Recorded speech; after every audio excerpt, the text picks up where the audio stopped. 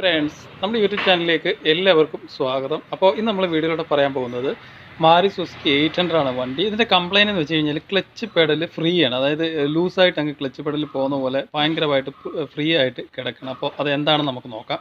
വണ്ടിക്ക് ഉള്ളിൽ വന്നിട്ടുണ്ട്. നമുക്ക് ക്ലച്ചിൻ്റെ ഭാഗം നോക്കാം. അതായത് നമ്മൾ ക്ലച്ച് ചവിട്ടുന്ന സമയത്ത് ഭയങ്കര ഫ്രീ ആണ്. അതുപോലെ തന്നെ നമ്മൾ ഓട്ടത്തിൽ ചില സമയത്ത് ഗിയർ ഇടാൻ നോക്കി കഴിഞ്ഞാൽ ഗിയർ വീഴത്തില്ല, ഗിയർ ഓട്ടക്കിയാണ് വീഴുന്നത്. മീൻസ് ഇതിൻ്റെ ക്ലച്ചാണ് കംപ്ലൈൻറ്റ്. അതായത് ക്ലച്ചിൻ്റെ ഒരു പെഡൽ ഫ്രീ പോലെയാണ് കിടക്കുന്നത്. ക്ലച്ച് പെഡൽ ഇത്രയും വന്നിട്ടുണ്ട്, പക്ഷേ ഇത്രയും പ്ലേ കിടക്കുകയാണ്. ഇത്രയും നല്ല രീതിയിലുള്ള പ്ലേ ആണ് ക്ലച്ചിന് കിടക്കുന്നത്. അതുപോലെ തന്നെ ക്ലച്ച് ഒരു എൻഗേജ് ആവാനുള്ള പാട് പോലെ നമുക്ക് തോന്നുന്നു. അപ്പോൾ അതെന്താണ് നമുക്ക് നോക്കാം. നമ്മൾ ക്ലച്ച് നോക്കുന്ന സമയത്ത് ക്ലച്ചിൽ നമ്മൾ നോക്കുന്ന സമയത്ത് ഈ പ്ലേ കറക്റ്റാണ്, പക്ഷെ കുഴപ്പമൊന്നുമില്ല. പക്ഷേ ഇതിനകത്തൊരു കാര്യം എന്ന് പറഞ്ഞു കഴിഞ്ഞാൽ ഈ ഭാഗത്തെ ക്ലച്ച് കേബിള് പൊട്ടി ഇതിനകത്ത് കിടക്കുകയാണ്. അപ്പോൾ ഉണ്ടോ ഫുൾ, അതായത് ഒരു നാരയിൽ കേബിൾ നിൽക്കുകയാണ്, ഫുള്ളായിട്ട് പൊട്ടിപ്പോയി. പകുതിയൊക്കെ വെളിയിൽ വന്നിട്ടുണ്ട്. ക്ലച്ച് കേബിളിൻ്റെ ആ വയറൊക്കെ വെളിയിൽ വന്നിട്ടുണ്ട്. നോക്കിക്കഴിഞ്ഞാൽ നമുക്ക് മനസ്സിലാക്കാനായിട്ട് സാധിക്കും. ഫുള്ളായിട്ട് കേബിൾ പൊട്ടിയിട്ട് ഈ എൻഡിൽ വന്നിട്ട് ഒരു നാരയിലാണ് നിൽക്കുന്നത്, ഒറ്റ നാരയിലാണ് ക്ലച്ച് കേബിൾ നിൽക്കുന്നത്. അപ്പോൾ ഈ വണ്ടിയുടെ ക്ലച്ച് കേബിൾ നമുക്ക് മാറേണ്ടതായിട്ടുണ്ട്. അപ്പോൾ ക്ലച്ച് കേബിൾ പൊട്ടിയിട്ട് വലിഞ്ഞതാണ് ഈ വണ്ടിയുടെ കംപ്ലയിൻറ്റ്. അപ്പോൾ അതിൻ്റെ ക്ലച്ച് കേബിൾ നമുക്ക് മാറണം. ക്ലച്ച് കേബിൾ മാറാനായിട്ട് ഇവിടെ ഒരു 14, ഈ കേബിളിൻ്റെ റേറ്റിൽ ഈ ഒരു 14 വരുന്നുണ്ട്. ഇത് ഫുള്ളായിട്ട് അഴിച്ചെടുക്കുക.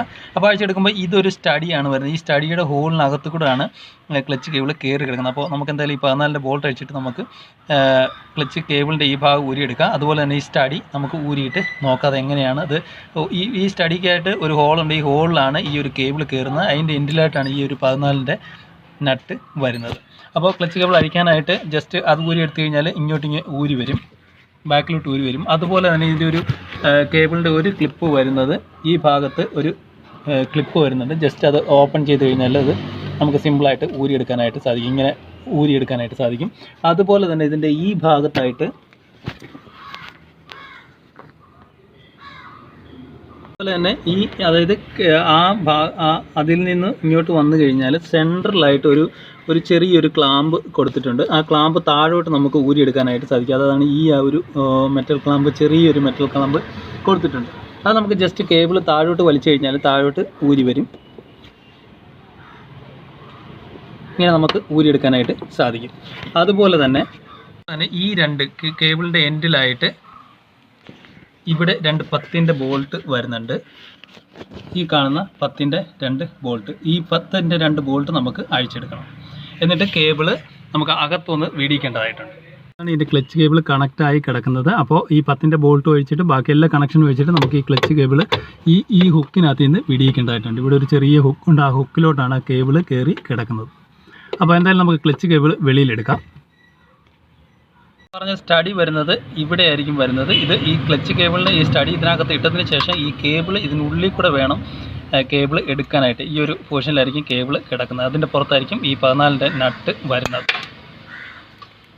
അതായത് ഇതിനുള്ളിലായിട്ട് കേബിൾ കയറി വരുന്നു. ഈ കേബിളിൻ്റെ എൻഡിൽ ഈ 14ൻ്റെ നട്ട് പിടിപ്പിക്കുന്നു. ഈ നട്ടിൻ്റെ ഒരു പ്രത്യേകതയുണ്ട്, ഒരു ലോക്ക് പോലെയാണ് നിൽക്കുന്നത്. അത് ഈ ഒരു ആംഗിളിലായിട്ട് ലോക്കായിട്ട് നിൽക്കും. അപ്പോൾ ലൂസ് ആവുമോ ടൈറ്റ് ആവുമോ ഈ നട്ട് ആവില്ല. അപ്പോൾ ഇങ്ങനെ ലോക്കായിട്ട് തന്നെ നിൽക്കും. അതുപോലെ തന്നെ നമുക്ക് കേബിൾ ഊരിയെടുക്കാനായിട്ട് ജസ്റ്റ് ബാക്കിലോട്ട്, ഈ ഭാഗത്തുനിന്ന് ബാക്കിലോട്ട് വലിച്ചു കഴിഞ്ഞാൽ കേബിൾ നമുക്ക് ഊരിയെടുക്കാനായിട്ട് സാധിക്കും. അതുപോലെ തന്നെ ബാക്കിയുള്ള കണക്ഷനെല്ലാം ഊരിയെടുത്തിട്ട് നമുക്ക് ക്ലച്ച് കേബിൾ പുറത്തെടുക്കാം. കേബിൾ ഊരി വെളിയിലെടുത്തിട്ടുണ്ട്. ഈ ഒരു ഭാഗമാണ് ക്ലച്ച് പെഡലിൽ പോയിട്ട് എൻഗേജ് ആയിട്ട് കൊളുത്തി കിടക്കുന്ന ഭാഗം. അപ്പോൾ ക്ലച്ച് കേബിൾ നമ്മൾ നോക്കിയാൽ മനസ്സിലാവും. ക്ലച്ച് കേബിളിൻ്റെ ഒരൊറ്റ കമ്പി മാത്രമേ ഉള്ളൂ, ബാക്കിയെല്ലാം പൊട്ടിപ്പോയി. അപ്പോൾ ഏത് നിമിഷവും വണ്ടി വഴിയിൽ നിൽക്കാനുള്ള ചാൻസും കാര്യങ്ങളൊക്കെ ഉണ്ട്. കാരണം ഇതുകൂടെ പൊട്ടിപ്പോയി കഴിഞ്ഞാൽ ക്ലച്ച് കിട്ടാത്ത ഒരു അവസ്ഥയിലേക്ക് മാറും. അപ്പോൾ ഇത് പുതിയ കേബിൾ നമുക്ക് ഫിറ്റ് ചെയ്ത് കഴിഞ്ഞിട്ട് ക്ലച്ചിന് ടൈറ്റ് ഉണ്ടോ നോക്കണം. കാരണം ഓവർ ടൈറ്റ് ആണെന്നുണ്ടെങ്കിൽ അത് ക്ലച്ച് റിലീസ് ബെയറിങ്ങിൻ്റെ ഇടയ്ക്ക് അഴുക്കും കാര്യങ്ങളൊക്കെ കയറിയിട്ട് ക്ലച്ചിന് പെഡലിന് ടൈറ്റ് ഉണ്ട് എന്നുണ്ടെങ്കിൽ ഗിയർ ബോക്സ് അഴിച്ചിട്ട് റിലീസ് ബെയറിങ് കാര്യങ്ങളൊക്കെ മാറണം. അതുപോലെ തന്നെ പ്രഷർ പ്ലേറ്റൊക്കെ നമുക്ക് ചെക്ക് ചെയ്യണമെന്ന് കസ്റ്റമറോട് പറയേണ്ടതായിട്ടുണ്ട്. അപ്പോൾ എന്തായാലും നമുക്ക് ആദ്യം ക്ലച്ച് കേബിളാണ് ഫിറ്റ് ചെയ്യേണ്ടത്. അപ്പോൾ പുതിയ ക്ലച്ച് കേബിൾ നമുക്ക് ഫിറ്റ് ചെയ്യാം. പുതിയ ക്ലച്ച് കേബിൾ എടുത്തിട്ടുണ്ട്. ഇനി അത് നമുക്ക് ഫിറ്റ് ചെയ്യാം. നമ്മളിപ്പോൾ ഇതിൻ്റെ ക്ലച്ച് കയറ്റി വെച്ചിട്ടുണ്ട്. അതായത് ഇവിടെ വരുന്ന 10ൻ്റെ 2 ബോൾട്ട് നമ്മൾ ടൈറ്റ് ചെയ്തിട്ടുണ്ട്. അതുപോലെ തന്നെ ഈ ഭാഗത്ത് വരുന്ന ക്ലിപ്പ് കൊടുത്തിട്ടുണ്ട്.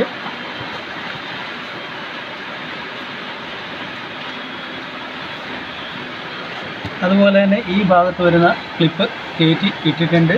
അതുപോലെ തന്നെ ഇതിൻ്റെ കണക്ഷനും കാര്യങ്ങളൊക്കെ ഇട്ടിട്ടുണ്ട്. അതുപോലെ തന്നെ ഇതിന് ക്ലച്ചിന് ഇത്രയും പ്ലേയും ഇട്ടിട്ടുണ്ട്. ഇനി നമുക്ക് ക്ലച്ച് ഒന്ന് ചവിട്ടി നോക്കാം. ക്ലച്ച് ചവിട്ടുന്ന സമയത്ത് ഫുള്ള്, അതായത് ഇത്രയ്ക്ക് പ്ലേ നമ്മൾ ഇട്ടിട്ടുണ്ട്. നേരത്തെ അത് ഇത്രയ്ക്ക് വരുന്ന പ്ലേ ആയിരുന്നു. ഇപ്പോൾ നമ്മൾ ഒരു 1/2 ഇഞ്ച് പ്ലേ ഇട്ടിട്ടുണ്ട്. ഇതാണ് ഇതിൻ്റെ പ്ലേ വരുന്നത് ക്ലച്ചിൻ്റെ. അപ്പോൾ ക്ലച്ച് കേബിൾ എപ്പോഴും ഫിറ്റ് ചെയ്യുമ്പോൾ ഒരു 1/2 ഇഞ്ച് പ്ലേ എപ്പോഴും ഇട്ടേക്കണം.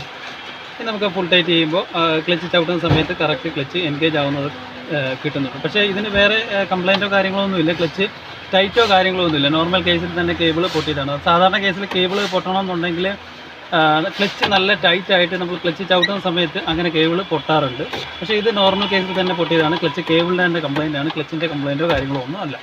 അപ്പോൾ മാരുതി സുസുക്കി 888 ക്ലച്ച് കേബിൾ മാറുന്നത് എങ്ങനെയാണ്, അതിൻ്റെ പൊട്ടലും കാര്യങ്ങളും ക്ലച്ചിൻ്റെ ഫ്രീയും കാര്യങ്ങളൊക്കെയാണ് നമ്മൾ ഈ വീഡിയോയിലൂടെ മനസ്സിലാക്കിയത്. Okay, thank you for watching.